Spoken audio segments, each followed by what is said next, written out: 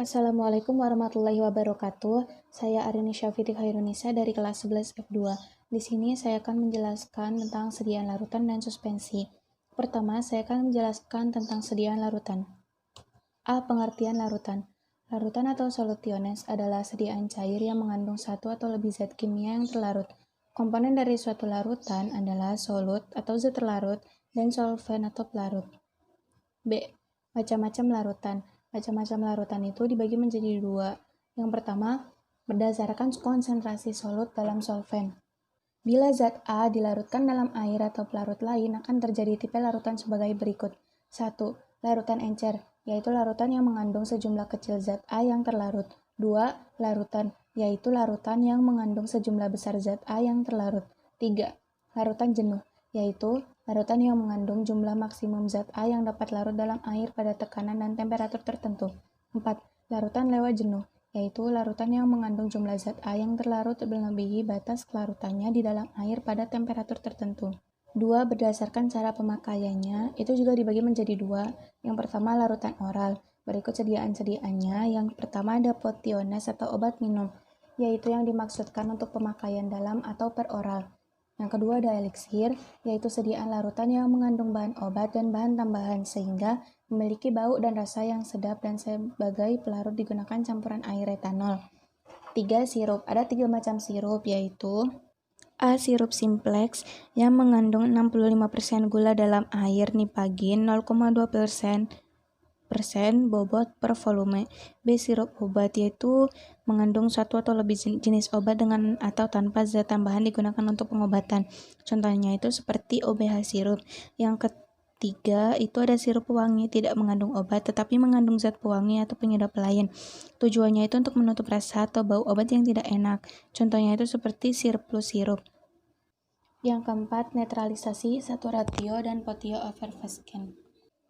A. Netralisasi adalah obat minum yang digunakan mencampurkan bagian asam dan bagian basa sampai reaksi selesai dan larutan bersifat netral. B. Saturatio adalah obat minum yang dibuat dengan mereaksikan asam dengan basa, yaitu basa karbonat atau bikarbonat, tetapi gas yang terjadi ditahan dalam wadah, sehingga larutan jenuh dengan gas. C. Potio effervescens adalah saturatio yang CO2-nya atau karbon dioksidanya itu lewat jenuh. 5. Gutai atau drop. Gutai atau obat tetes adalah sediaan cair berupa larutan, emulsi atau suspensi apabila tidak dinyatakan lain dimaksudkan untuk obat dalam. Yang kedua, larutan topikal, yaitu larutan yang biasanya mengandung air tetapi seringkali juga pelarut lain, misalnya etanol. Sediaan-sediaan yang termasuk topikal, yaitu 1.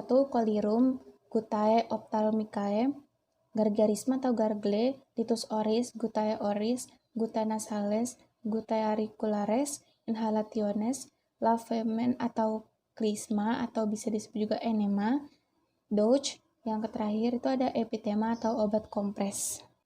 C. Kerugian dan keuntungan larutan.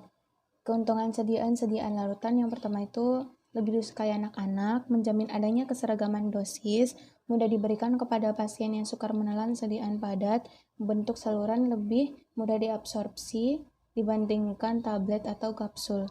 Kerugian sediaan larut.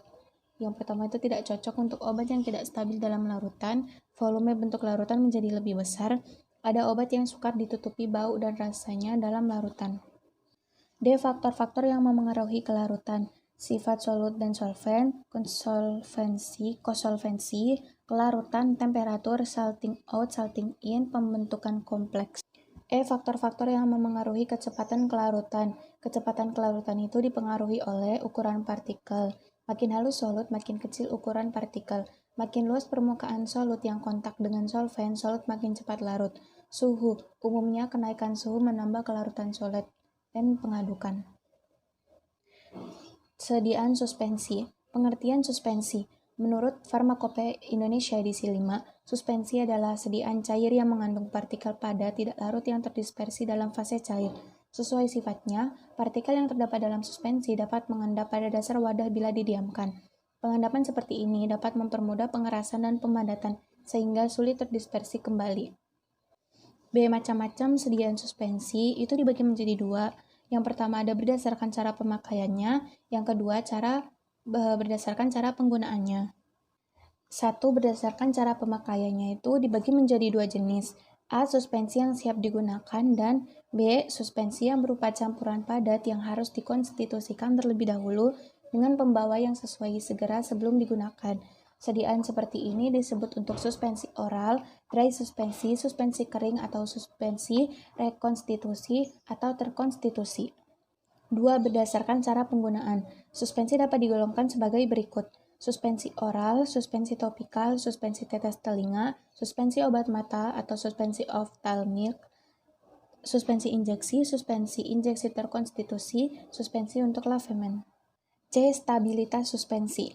Satu, pengertian stabilitas suspensi. Partikel yang mengendap ada kemungkinan dapat saling melekat oleh suatu kekuatan untuk membentuk agregat dan selanjutnya membentuk compacted cake, dan peristiwa ini disebut caking. 2. Faktor-faktor yang memengaruhi stabilitas suspensi. 1. Ukuran partikel. Erat hubungannya dengan luas penampang partikel tersebut serta daya tekan ke atas dari cairan suspensi. B. Kekentalan viskositas. Kekentalan suatu cairan memengaruhi kecepatan aliran dari cairan tersebut. C. Jumlah partikel atau konsentrasi. Jika sediaan suspensi dikemas dalam botol dan mengandung partikel yang tidak larut dalam jumlah atau konsentrasi besar, maka partikel tersebut akan susah bergerak bebas karena sering terjadi benturan antara partikel tersebut. D. Sifat muatan partikel. Dalam suatu suspensi, kemungkinan besar terdiri dari beberapa macam campuran bahan yang sifatnya tidak selalu sama. 3. Penilaian stabilitas suspensi. A. Volume sedimentasi adalah suatu rasio dari volume sedimentasi akhir atau VU terhadap volume mula-mula dari suspensi V0 sebelum mengendap. B. Derajat flokulasi adalah suatu rasio volume sedimen akhir dari suspensi flokulasi atau VU terhadap volume sedimen akhir suspensi deflokulasi atau VOC. C. Metode reologi. Berhubungan dengan faktor sedimentasi dan redispersibilitas, membantu menemukan perilaku pengendapan. Mengatur vehicle dan susunan partikel untuk tujuan perbandingan. D. Perubahan ukuran partikel. Digunakan cara Freeze-Thaw Castling, yaitu temperatur diturunkan sampai titik beku lalu naikkan sampai mencair kembali. D. Bahan suspensi atau suspending agent. 1. Bahan suspending dari alam, yaitu bahan suspensi alam dari jenis gum sering disebut gum atau hidrokoloid. A. Golongan gum. Yang pertama ada gummi akasie atau PGA, Pulvis gummi arabicum, gum Arab. 2. Chondrus. 3. Traragakan. 4. Algin. B. Golongan bukan gum. Suspending agent dari alam bukan gum adalah tanah liat, yaitu bentonit, hektorit, dan vegum. 2. Bahan suspending sintesis. A. Derivat selulosa. Zat yang termasuk derivat selulosa adalah metil selulosa atau mentosol tilose, karboksi metil selulosa atau CMC, hidroksi metil selulosa. B. Organik polimer. Zat yang termasuk organik polimer adalah karbopel 934 atau karbomer, berupa serbuk putih bereaksi asam, sedikit larut dalam air, sangat peka terhadap panas dan elektrolit, tidak beracun dan tidak mengiritasi kulit, serta sedikit pemakaiannya. 3. Pembuatan suspensi. A. Cara pembuatan suspensi. 1. Metode dispersi. Metode ini dilakukan dengan cara menambahkan serbuk bahan obat ke dalam medium pendispersi, kemudian baru diencerkan. Kedua, metode presipitasi. Metode ini dilakukan dengan cara bahan obat yang akan didispersi dilarutkan dahulu dalam pelarut organik seperti etanol, propilen glikol, dan polietilen glikol. B. Sistem pembentukan suspensi. Yang pertama adalah sistem flokulasi. Dalam sistem flokulasi, partikel terflokulasi terikat lemah sehingga cepat mengendap dan pada penyimpanan tidak terjadi cake dan mudah tersuspensi kembali. 2. Sistem deflokulasi. Dalam sistem ini, partikel deflokulasi mengendap perlahan dan akhirnya membentuk sedimen di mana terjadi agregasi, akhirnya terbentuk cake yang keras dan sukar tersuspensi kembali. E. Formulasi suspensi. Suspensi yang baik adalah suspensi yang tidak mudah mengendap atau deflokulasi, dan jika mengendap akan mudah didispersikan kembali dengan pengocokan ringan atau flokulasi. Sekian dari penjelasan saya, kurang lebihnya mohon maaf. Wassalamualaikum warahmatullahi wabarakatuh.